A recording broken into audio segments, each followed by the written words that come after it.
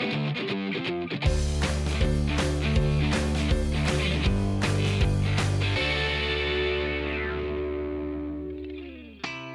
of the things just in business right now is big data. What can I collect and then how can I use it? And so one of the things that we're doing is collecting all the data from surveys and inspections.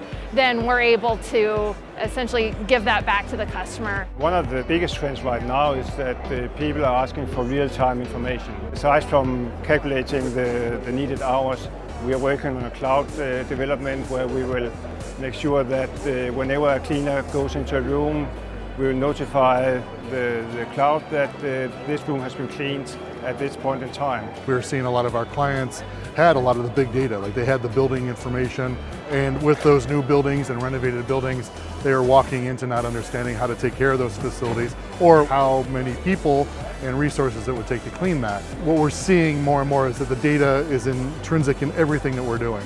And so if everybody's grabbing parts of that data and bringing it together with best practices, then what's coming out of that is the ability to make smart decisions. I think that the industry has to be much more tech-oriented than it is right now. So in a few years you will have a tablet or a phone connected to every cleaning card in the country, and every cleaning employee will have to be able to use this software.